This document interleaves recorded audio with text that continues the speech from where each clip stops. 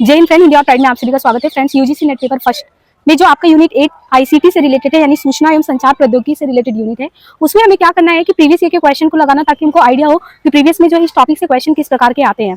तो हम previous year के क्वेश्चन को करा रहे हैं। साथ ही साथ आपको ये बता दें, इसमें जो है बेसिक टर्म्स आपसे पूछे जाते हैं। साथ ही साथ जो प्रौद्योगिकी की दिशा में इनोवेशन हो रहे हैं, नए नए नवाचार हो रहे हैं, खासकर आईसीटी के क्षेत्र में, उनसे रिलेटेड काफी क्वेश्चन पूछे जाते हैं। तो हमें जैसे यहाँ का सिलेबस अगर देखें तो इसमें कुछ नहीं, साफ साफ ये मेंशन किया है कि जो आईसीटी है उसके जो नॉर्मल एब्रिविएशन है, मान लीजिए ओसीआर दे दिया, या आप जैसे सीपीयू यूज करते हैं, सीपीयू का फुल फॉर्म पूछ लिया, रोम क्या होता है, रैम क्या होता है। इवन ये पूछ सकता है कि प्राइमरी मेमोरी में कौन सा आता है, सेकेंडरी मेमोरी में कौन कौन से आते हैं, या कितने टाइप के आपके जो मेमोरी वगैरह यूज करते हैं वो कितने टाइम के। तो एक तो आपका पूरा सिलेबस में सीधे सीधे इसने कह दिया कि नॉर्मल आपका एब्रिविएशन से क्वेश्चन करेगा, यानी आपको जो टर्म होते हैं, की टर्म होते हैं आईसीटी के, वो आपको बहुत अच्छे से आना चाहिए। ये जब हम जैसे ही प्रीवियस के क्वेश्चन आपको करवा रहे हैं उसको सॉल्व करेंगे, आपको आइडिया हो जाएगा कि यहाँ से क्वेश्चन आते हैं। दूसरी चीज आपको आईसीटी में ये ध्यान रखना है कि इसमें परंपरागत क्वेश्चन ही नहीं पूछते हैं। इसमें जो भी इनोवेशन हो रहा है, खासकर आपने देखा आईसीटी के क्षेत्र में, उनसे हमें जो भी क्वेश्चन है उनको जरूर ध्यान देना है। और इसमें सीधे सीधे लिख दिया है कि आपको इंटरनेट और इंटरनेट, क्योंकि मैक्सिमम लोग आजकल इंटरनेट यूज कर रहे हैं, तो आपको इंटरनेट और इंटरनेट इनके बारे में बहुत अच्छे से जानकारी होना चाहिए। इसके बाद ईमेल है, श्रव्य दृश्य कॉन्फ्रेंसिंग की मूलभूत बातें, इनके बारे में दिया है।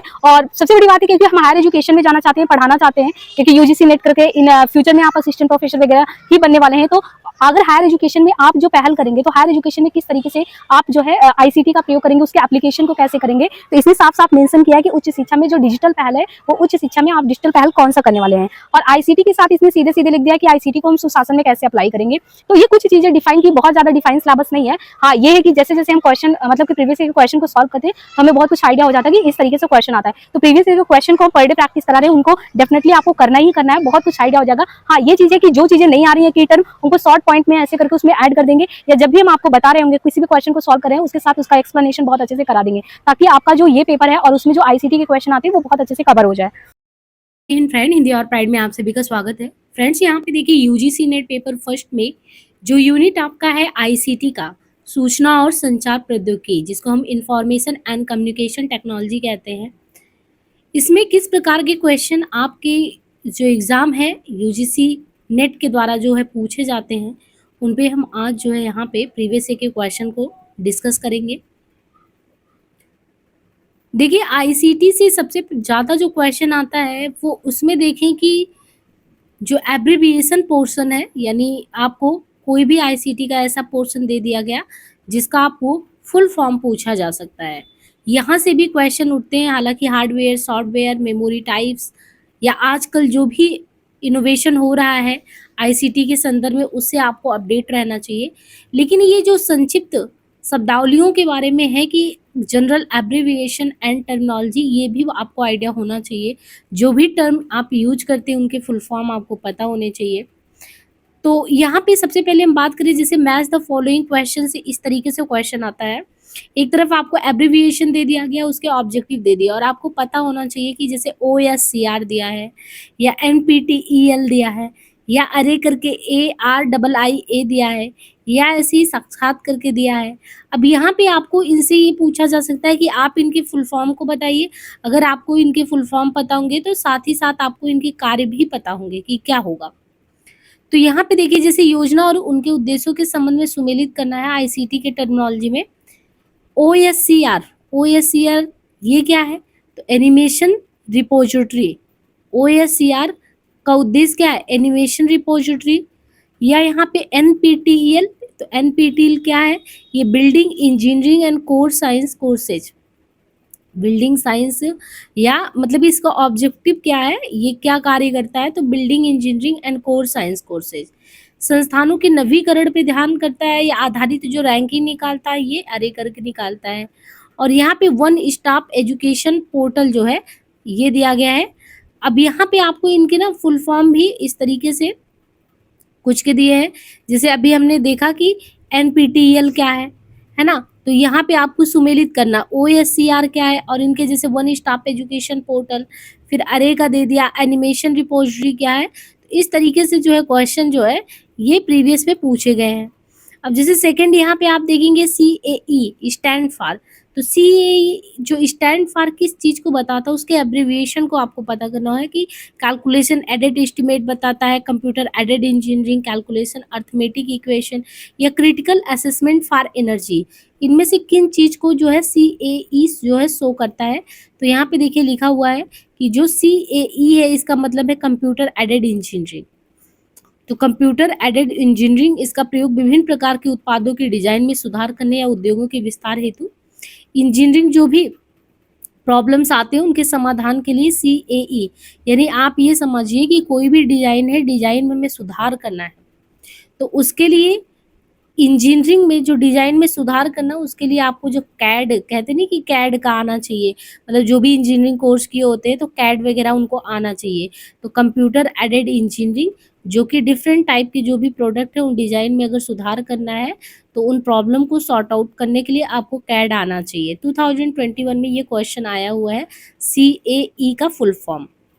अब यहाँ पे देखिए जैसे ये क्वेश्चन है आपका 2021 में ही पूछा कि जब हम आयुष, ये बहुत ज़्यादा चर्चा में रहा है न्यूज़ में अब, है ना, क्योंकि हमारी सरकार जो है इस चीज़ पे जो है ज़्यादा ध्यान केंद्रित कर रही है। तो आपसे सीधे से क्वेश्चन कर लिया, you in Ayush stand for. Ayush जो है वो आयुष में अगर स्पेशली आपको पूछा कि पूरे आयुष में आप बताइए कि यू किस चीज़ को डिफाइन करता है, ये नहीं कि पूरे फुल फॉर्म पूछा। अब ये आप पे डिपेंड करता है कि आपने ध्यान से देखा हो कि यू फॉर अर्बन था, यूनिवर्सल था, यूनानी था, यूनिवर्सिटी था। अब आयुष का फुल फॉर्म पता होगा तभी आप इस चीज़ पे जंप कर सकते हैं। तो ये करंट सिचुएशन बेस्ड क्वेश्चन है कि आप कितना एक्टिव हैं जो भी जो है आपके समाज में हो रहा है, एनवायरनमेंट में। तो आयुष का फुल फॉर्म वैसे तो होता है A for Ayurveda, Y for योग, और U फॉर यूनानी, और S फॉर सिद्धा, और H फॉर होम्योपैथिक। तो आयुर्वेद, योग, यूनानी, सिद्धा और होम्योपैथी, जिसमें यू का संबंध यूनानी से होता है ना। तो आयुष एक क्या है, एक सरकारी निकाय है। अब यहाँ पे दिया है जैसे URL, तो URL ये अक्सर सुनने में आता है ना कि URL क्या है, तो यहाँ पे ध्यान दीजिए URL क्या है।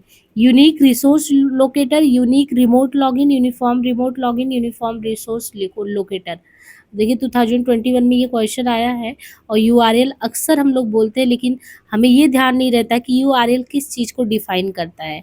तो यही बहुत ही बेसिक एब्रिविएशन आपसे पूछता है जो आप सुनते रहते हैं लेकिन ध्यान नहीं जाता है। URL का पूरा जो नाम है यूनिफॉर्म रिसोर्स लोकेटर है, और इसका उपयोग इंटरनेट पे किसी भी संसाधन का, देखिए इंटरनेट पे कोई भी संसाधन है उसका पता करना है आपको, तो आपको अगर URL पता होगा तो आप उस चीज़ को पता कर पाएंगे। तो URL का पूरा नाम यूनिफॉर्म रिसोर्स लोकेटर है, उपयोग इंटरनेट पर कोई भी संसाधन उसका पता लगाने के लिए किया जाता है। इसे वेब एड्रेस भी कहते हैं। तो देखिए URL को वेब एड्रेस भी कहते हैं। URL में एक प्रोटोकॉल और डोमेन नेम सहित कई भाग होते हैं जो एक वेब ब्राउज़र को बताते हैं कि संसाधन को कैसे और कहाँ से प्राप्त किया जाए। तो URL इसका पूरा नाम क्या हो गया, यूनिफॉर्म रिसोर्स लोकेटर। इसका उपयोग इंटरनेट पे किसी भी संसाधन का पता लगाने के लिए होता है। इसे वेब एड्रेस भी कहते हैं। URL में एक प्रोटोकॉल और डोमेन नाम सहित कई भाग होते हैं, तो जो एक वेब ब्राउज़र को बताते हैं जो कि संसाधन को कैसे, कहाँ है, कैसे आप इंटरनेट पे चीज़ों को ढूंढ पाएंगे, कहाँ है, कैसे है, तो उसके लिए URL जो है वो हेल्प करता है। अब एक तरफ आपको कंप्यूटर के टर्म्स दे दिया और डिस्क्रिप्शन दे दिया।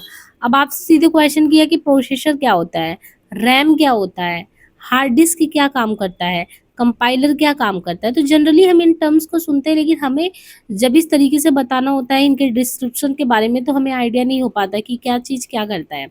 जैसे कंप्यूटर टर्म्स में प्रोसेसर आपने सभी लोगों ने सुना होगा, लेकिन प्रोसेसर क्या काम करता है उसका डिस्क्रिप्शन क्या है, तो वो है प्रोसेसर एग्जीक्यूटेबल प्रोग्राम संचालित करने वाला हिस्सा।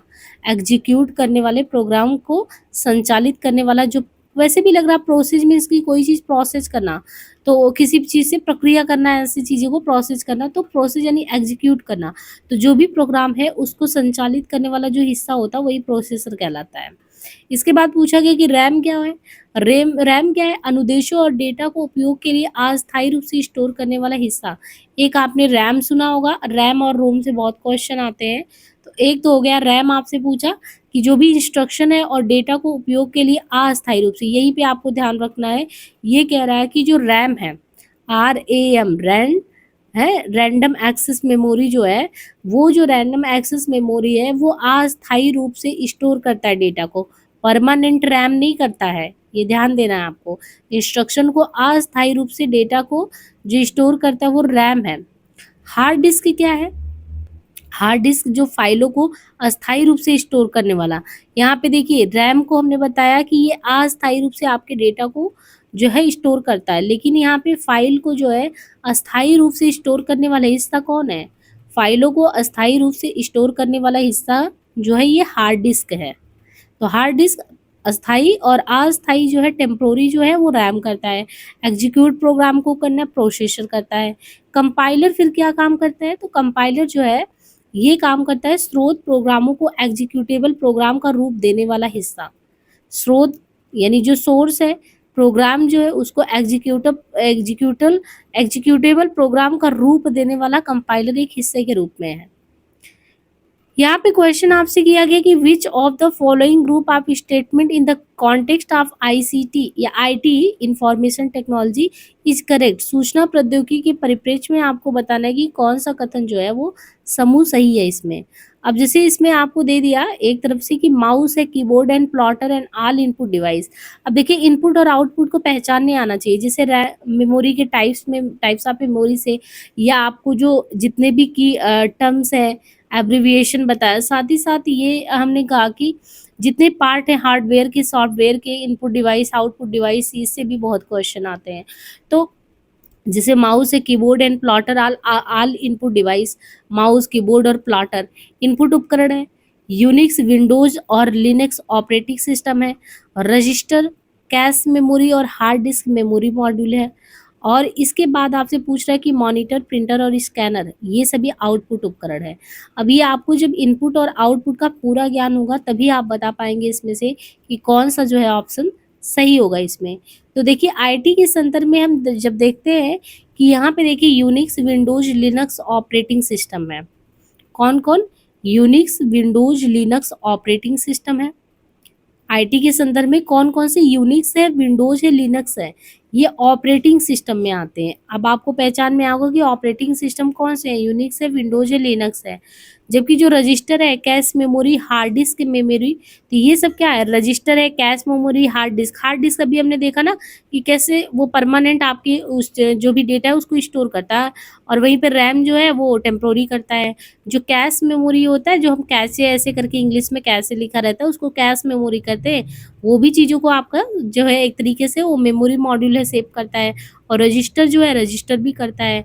देखिए लेकिन जो ये माउस है, कीबोर्ड है, स्कैनर है, बार कोड रीडर है, ये सब इनपुट डिवाइस है। अब कंफ्यूजन पता है इनपुट और आउट में हो जाता है कि कौन सा इनपुट है कौन सा आउटपुट है। अब देखिए माउस को हम ऐसे तो बाहर से यूज करते हैं, है ना। माउस है, कीबोर्ड है, स्कैनर जो स्कैन करने के लिए, बार कोड रीडर जो है, लेकिन ये सभी आपको ध्यान रखना है कि माउस है, कीबोर्ड, स्कैनर ये सब इनपुट डिवाइस है। और जो मॉनिटर है, प्रिंटर है, प्लॉटर है, स्पीकर है आदि, ये सब आउटपुट डिवाइस के एग्जाम्पल है। अब यहाँ पे आपको दिया है कि इंटेल के निम्नांकित प्रोसेसरों को उनकी संवर्धी गति के क्रम में व्यवस्थित कीजिए। इंटेल के निम्नांकित जो प्रोसेसर है उनकी संवर्धी गति के क्रम में उनको व्यवस्थित करना है। इंटेल के कौन कौन से प्रोसेसर कब कब आए हैं वो आपको बताना है कि identify the correct order of the following Intel processor in the increasing order. बढ़ते हुए समय में कि बढ़ते उसमें देखना कि कैसे कैसे अपग्रेड होता गया है। और फिर ऐसे ही दिया 84, 86, 80, 85 ड्यूल कोर करके और पेंटियम करके ये कुछ जो है प्रोसेसर आते गए हैं। तो इनमें क्रम से बताना कौन सा स्पीड के अकॉर्डिंग कैसे कैसे आया। जैसे इन्होंने बताया 80 486 ये करके पहले आया, फिर 80 85 करके आया, फिर थर्ड पे ड्यूअल कोर करके आया 80, और फिर पेंटियम करके आया। तो स्पीड के बढ़ते हुए क्रम में इंटेल जो प्रोसेसिंग का क्रम है 80 486, 80 85, इसके बाद ड्यूअल कोर, फिर पेंटियम ऐसे करके आए। 2021 में देखिए ये क्वेश्चन आया हुआ है। यहाँ पे क्वेश्चन है कि जो आप ये कंप्यूटर में यूज करते हैं कभी कभी वहाँ पे आता है जैसे बस, रिंग, स्टार, मेश, ये सब नेटवर्क प्रोटोकॉल के प्रकार है। अब आपसे ये पूछ रहा है कि क्या आपको नेटवर्क प्रोटोकॉल पता है? जैसे बस है, रिंग है, स्टार है और मेश, ये सभी नेटवर्क प्रोटोकॉल के तहत आते हैं। दूसरा ये कह रहा है कि लगभग 30 फीट तक की दूरी में डेटा पारेषित करने वाले शॉर्ट रेंज रेडियो संचार को ब्लूटूथ के रूप में, यानी हम ब्लूटूथ किसको कहते हैं? वो 30 फीट तक की दूरी को संचालित करता है या इससे ज़्यादा की करता है। तो यहाँ पे हमें समझना है कि बस है, रिंग है, स्टार और मेश नेटवर्क टोपोलॉजी के प्रकार हैं। अब यहाँ से आपको पहला ये मिल गया उत्तर कि बस हो या रिंग हो, है ना? बस हो या रिंग हो या स्टार हो, ये मेश नेटवर्क टोपोलॉजी, ये सब नेटवर्क टोपोलॉजी के तहत आते हैं। और नेटवर्क टोपोलॉजी है क्या? ये नेटवर्क के विभिन्न जो नोड हैं या टर्मिनल्स हैं, उनको आपस में जोड़ने का तरीका है। यानी जो नेटवर्क होते हैं, हम उनको कैसे, ऐसे नेटवर्क को बस के शेप में ऐसे जोड़ दें, या उनको एक जोड़ने का तरीका हमारा ऐसे भी हो सकता है कि एक जो है इस तरीके से हम कह सकते हैं कि स्टार की भांति भी उनको इस तरीके से एक नेटवर्क यहाँ लगा दिया, ऐसे लगा दिया, तो हम मतलब बस के तरीके से ऐसे लीनियर फॉर्म में जोड़ दें, या उसी को रिंग के ऐसे अंगूठी के आकार में जोड़ दें, और या तो हम स्टार या मेश के तरीके से जोड़ दें। बस नेटवर्क या टर्मिनल को जोड़ना कैसे, उसका तरीका है बस, रिंग, स्टार, ये सभी। अब ये नेटवर्क की जो भौतिक संरचना है उसको बताता है। लगभग 30 फीट तक की दूरी में डेटा पारित करने वाले शॉर्ट रेंज रेडियो संचार को ब्लूटूथ, यानी इससे आपको पता चल गया कि जो आपका ब्लूटूथ है, वो जो रेडियो संचार करता है वो कितनी दूरी तक करता है, 30 फीट तक की दूरी को पारेषित करने में मदद करता है। ब्लूटूथ तकनीकी में देखें तो 2.4 गीगाहर्ट्ज टू 2.8 गीगाहर्ट्ज के बीच के रेडियो तरंगों का प्रयोग किया जाता है।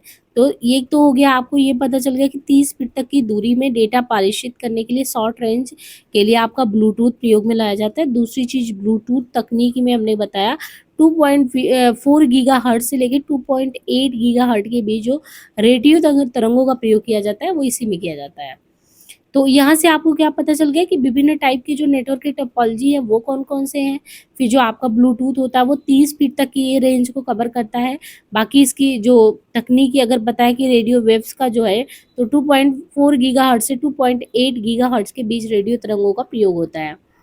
अब यहाँ पे देखिए मैच लिस्ट 1 टू 2 लिस्ट मिलाना है। कंप्यूटर टर्म्स, कंप्यूटर पारिभाषिक शब्दावलियाँ दी है, पर्पस दिया, प्रयोजन किस काम से।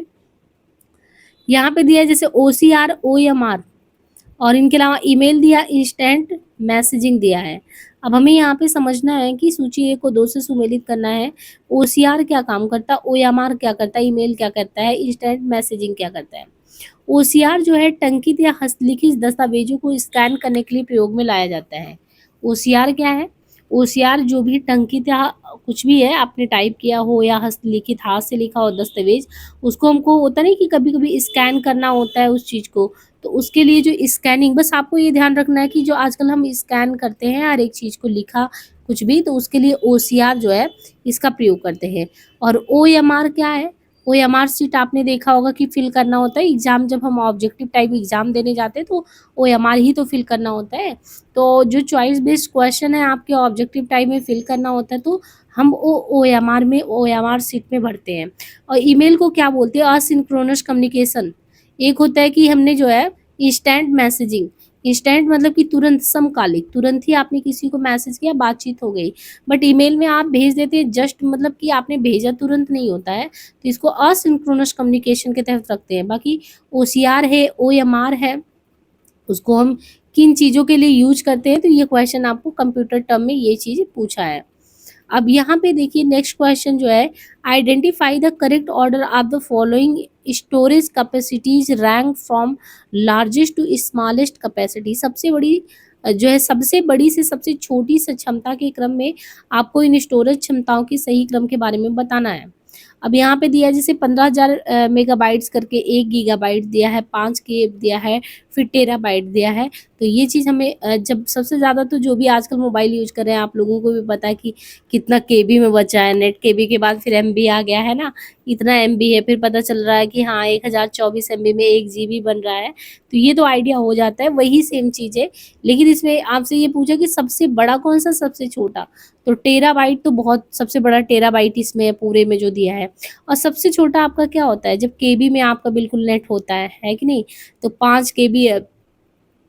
तो यहाँ पे सबसे ज़्यादा बड़ा टेराबाइट है, फिर गीगाबाइट है, फिर मेगा है, फिर इसके बाद जो है आपका 5 के बाइट, ये करके हो गया, मतलब हाँ ये सबसे छोटा हो गया।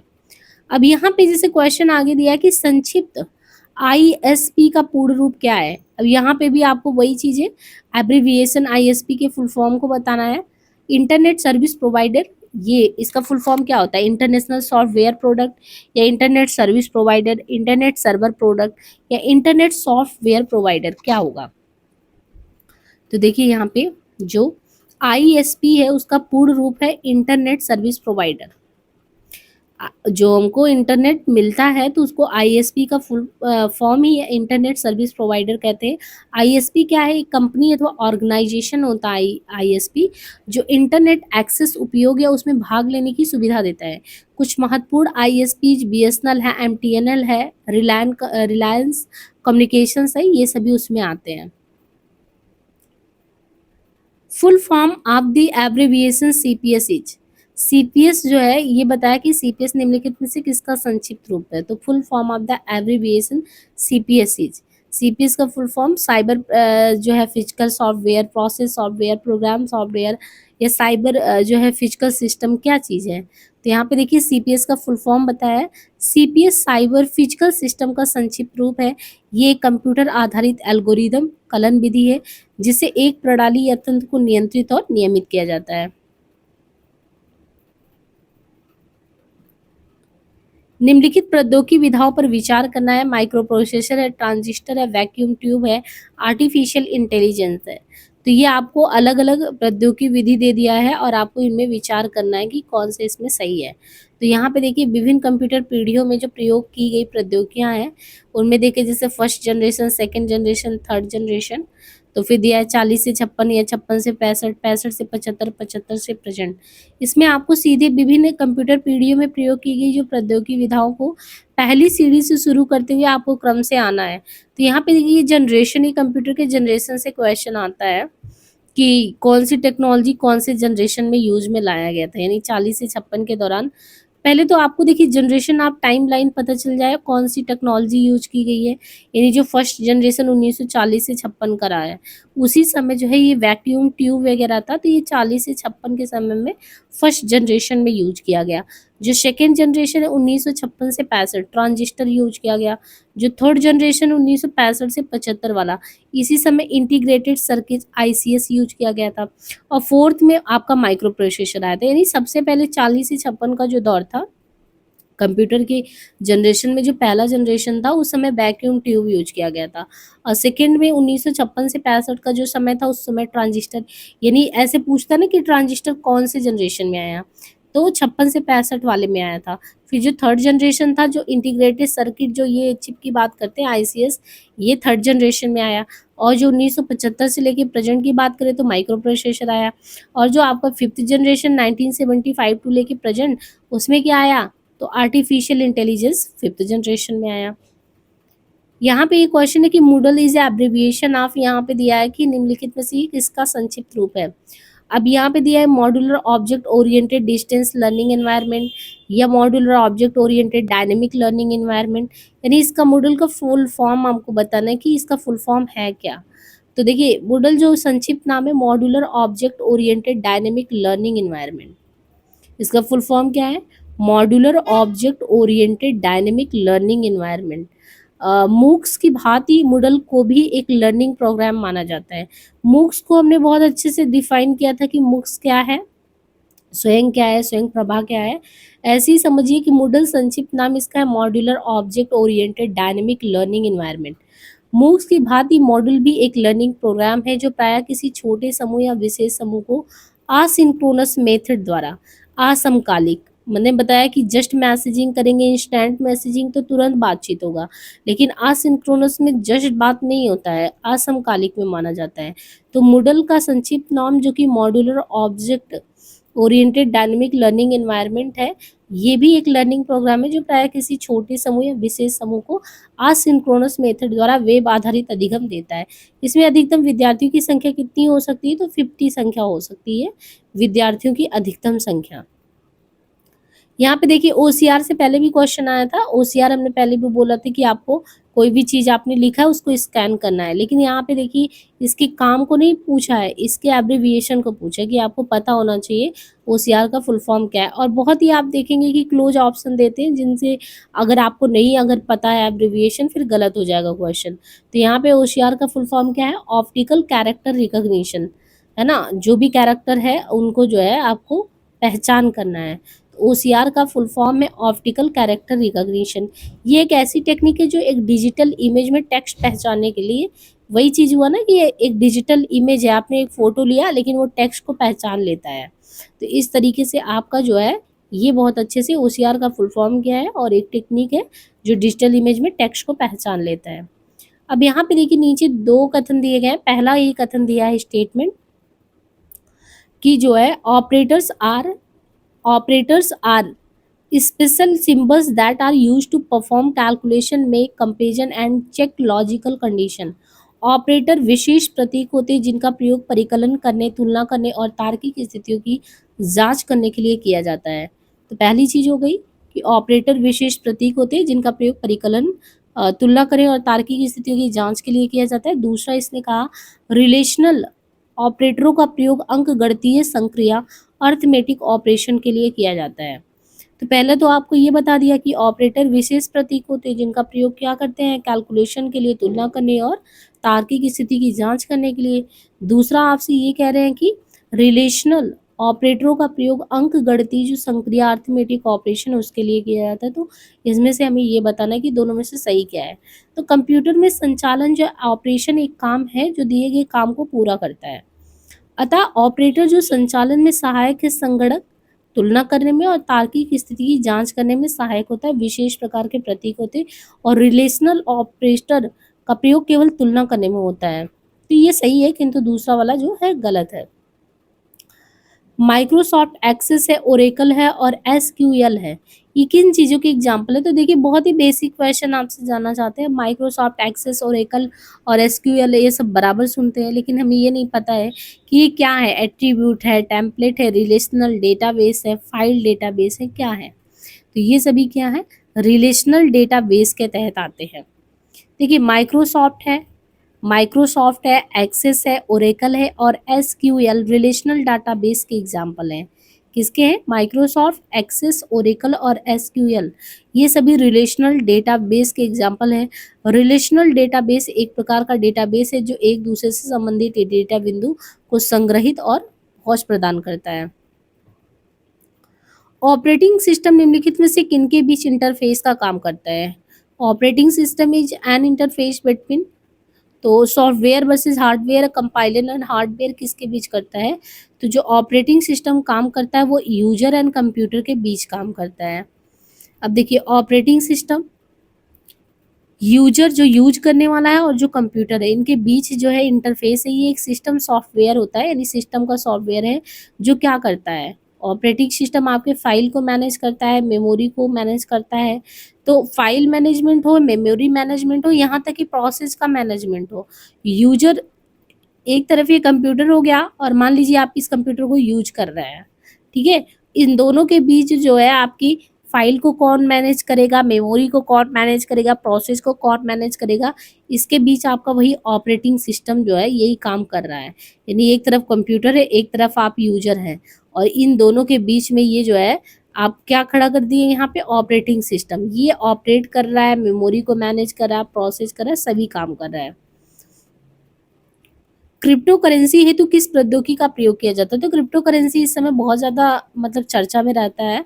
तो एक तरीके से ये देखिए ब्लॉकचेन टेक्नोलॉजी पे काम करता है और आजकल डिजिटल करेंसी के रूप में लोग मानते हैं इसको। ब्लॉकचेन वो टेक्निक है, हालांकि मान्यता प्राप्त ऐसे करके नहीं है यहाँ पे। तो ब्लॉकचेन वो तकनीक है जिसे क्रिप्टो करेंसी के लिए प्रयोग में लाया जाता है। और इसमें जो बिटकॉइन जो सबसे प्रसिद्ध क्रिप्टो करेंसी का नाम है जिसके लिए ब्लॉक चेन जो तकनीक है उसका उपयोग किया जाता है। Identify the correct order of following different type of storage memory component in a computer on the basis of price for bytes of storage from most expensive to least expensive। अब इन्होंने कहा कि जो भंडारण होता है, स्टोरेज होता है किसी कंप्यूटर में, उसके प्रति बाइट कीमत के आधार पर किसी कंप्यूटर में निम्नलिखित विभिन्न प्रकार की स्टोरेज मेमोरी घटकों का सर्वाधिक महंगे से जो सबसे ज़्यादा महंगा हो उस महंगे से न्यूनतम महंगे के सही क्रम में हमको इसको लगाना है।